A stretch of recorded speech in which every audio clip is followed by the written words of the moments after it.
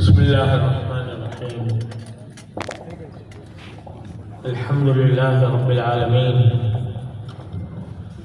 والصلاة والسلام على سيدنا ونبينا وحبيبنا وشفيعنا ومولانا محمد خاتم النبيين وإمام المرسلين وعلى آله وأصحابه أجمعين وعلى كل من تبعهم بإحسان إلى يوم الدين. اما بعد، حضرات علماء کرام، میرے عزیز طلباء اور معزز حاضرین، السلام علیکم ورحمۃ اللہ تعالی وبرکاتہ۔ وعلیکم السلام ورحمۃ اللہ وبرکاتہ۔ میرے لیے ایک بہت بڑی سعادت کا موقع ہے کہ آج اس مبارک مدرسے جامعہ دارالعلوم مری میں حاضری کی جو خواہش مدت دراز سے تھی، آج اللہ تعالیٰ نے اس کو پورا فرمایا۔ حضرت مولانا خالد صاحب، اللہ تعالیٰ ان کے علم عمل اور ان کے نافعیت میں دن دنی رات چوگنی ترقیات عطا فرمائیں، اور ان کے بڑے بھائی مولانا عابد صاحب، الحمدللہ ان سب سے پرانا تعلق ہے، محبت کا تعلق ہے، اور اس کا بھی تقاضا ہے کہ اس مبارک مدرسے میں اللہ تعالیٰ حاضری کی توفیق عطا فرمائے۔ اس سے بھی زیادہ ایک اہم بات میرے لیے یہ ہے کہ یہ مدرسہ میرے بہت ہی عظیم بھائی حضرت مفتی اعظم پاکستان مولانا مفتی محمد رفیع عثمانی صاحب قدس اللہ تعالیٰ سرہ کی توجہات کا، ان کی دعاؤں کا اور ان کی کوششوں کا ایک بہت بڑا ثمرہ ہے۔ مولانا خالد صاحب نے جو تاریخ بیان فرمائی، میں یہ محسوس کرتا رہا ہوں کہ میرے عظیم بھائی حضرت مولانا مفتی محمد رفیع عثمانی صاحب، اللہ تعالیٰ ان کو درجات عالیہ سے نوازے، وہ مدارس کے سلسلے میں ایک تڑپتی ہوئی روح رکھتے تھے، اور تمام ہی مدارس کے ساتھ ان کا جو خلوص اور محبت کا تعلق تھا وہ اپنی جگہ، لیکن میں مشاہدہ کرتا تھا کہ اس دارالعلوم مری سے ان کی خصوصی توجہات بہت ہیں۔ مجھے اگرچہ اس سے پہلے یہاں حاضری کا موقع نہیں ملا، لیکن میں اس بات کا شاہد ہوں کہ وہ اس مدرسے کے لیے دل و جان سے دعائیں بھی کرتے تھے، توجہات بھی دیتے تھے، اور میں یہ سمجھتا تھا جب مجھے بلاتے تھے تو میں سمجھتا تھا کہ حضرت مفتی اعظم دامت رحمہ اللہ تعالیٰ کی موجودگی میں جب ان کی توجہات ان کو حاصل ہے تو میری کوئی ضرورت نہیں۔ بہرحال یہ ادارہ الحمدللہ اللہ تعالیٰ نے اپنے خاص فضل و کرم سے ان حضرات کی خلوص اور ان حضرات کی جد و جہد سے اور حضرت مفتی اعظم قدس اللہ تعالیٰ سرہ کی توجہات اور دعاؤں سے اس مقام تک پہنچا جس کی تاریخ آپ کو ابھی معلوم ہوئی۔ رفتہ رفتہ درجہ بدرجہ ترقی کرتا رہا، یہاں تک کہ اس سال سے الحمدللہ یہاں دورہ حدیث کا بھی آغاز ہوا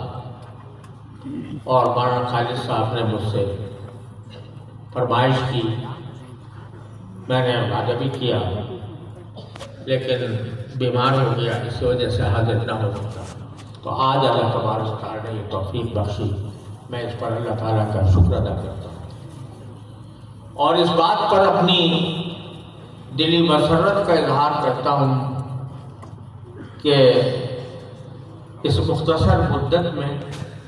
اللہ تعالیٰ نے اس ادارے کو ترقی عطا فرمائی اور آج دورہ حدیث تک پہنچا، اور تعمیرات کے سلسلے میں بھی اللہ تعالیٰ نے اس کی خاص امداد و نصرت فرمائی۔ اللہ جل جلالہ کا جتنا شکر ادا کیا جائے کم ہے۔ اس موقع پر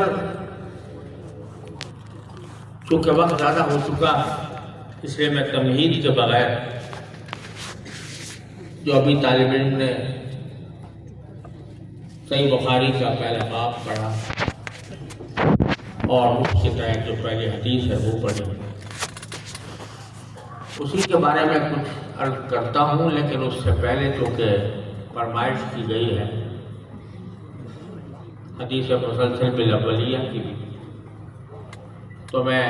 تبرکاً پہلے وہ حدیث پڑھتا ہوں۔ یہ حدیث مسلسل بالاولیہ کہلاتی ہے اس لحاظ سے کہ حضرت سفیان بن عیینہ رحمۃ اللہ علیہ کے وقت سے محدثین کا یہ معمول رہا کہ جب کوئی شخص ان سے اس حدیث کی اسناد حاصل کرنے کے لیے آتا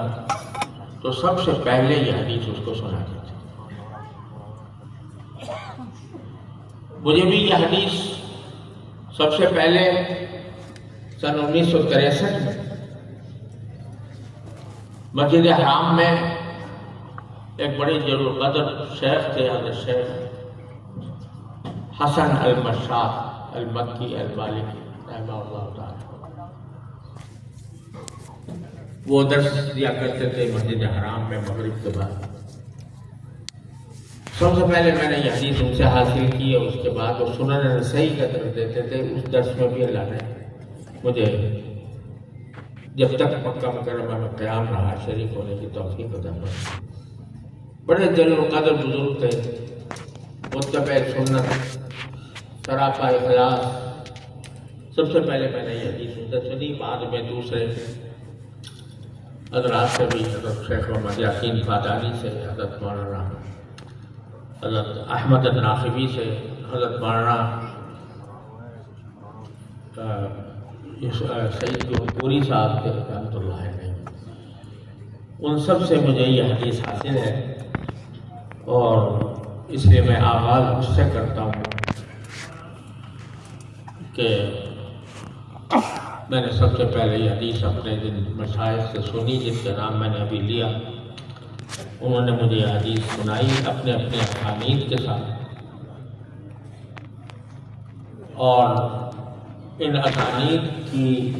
انتہا ہوتی ہے حضرت عبداللہ بن عمرو بن العاص رضی اللہ تعالیٰ عنہ۔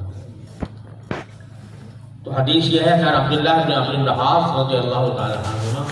قال قال رسول اللہ صلی اللہ علیہ وسلم الراحمون یرحمهم الرحمن تبارک و تعالی ارحموا من فی الارض یرحمکم من فی السماء۔ وهذا أول حديث سمعته من هؤلاء الشيوخ وكل واحد منهم يقول هذا أول حديث سمعته من شيخي، وهذا التسلسل ينتهي إلى سفيان بن عيينة رحمه الله تعالى، فأنا أجيزكم بهذا الحديث بهذا التسلسل كما أجيز جميع الحاضرين العلماء إجازة عامة لكل ما أروي عن مشايخي في باكستان والهند والبلاد العربية تقبله الله تعالى مني ومنهم۔ حدیث کا سبق تو پہلے شروع ہو چکا ہوگا اور اس حدیث کے اوپر بھی استاد نے تفصیل کے ساتھ اس بات پر بیان کیا ہوگا، تو میں اس کی بہت زیادہ علمی تفصیلات میں جانا نہیں چاہتا، لیکن ایک بہت بڑا سبق ہے جو اس باب اس حدیث سے مل رہا ہے، وہ ایسا سبق ہے جو ہمیں جس کا ہر وقت تکرار کرتے رہنا چاہیے۔ امام بخاری رحمۃ اللہ علیہ نے عجیب و غریب اپنی سنی اختیار فرمائی ہے اپنی کتاب کو شروع کرنے کے لیے۔ حدیث کی کتاب مرتب فرما رہے ہیں، اور سارے محدثین کوئی اس کو کتاب الایمان سے شروع کرتا ہے، کوئی کتاب الطہارہ سے شروع کرتا ہے، کوئی کتاب الاحکام بالکتاب والسنہ سے شروع کرتا ہے۔ امام بخاری رحمۃ اللہ علیہ نے کچھ شروع کیا باب ما جاء باب کیف کان بدء الوحی الی رسول اللہ صلی اللہ علیہ وسلم۔ وہ اس لیے کہ چاہے وہ ایمان ہو، چاہے وہ طہارت ہو، چاہے وہ نماز ہو، چاہے وہ اعتصام ہو، کچھ بھی ہو، سب کا جو مصدر مبدأ منتہا ہے وہ وحی ہے۔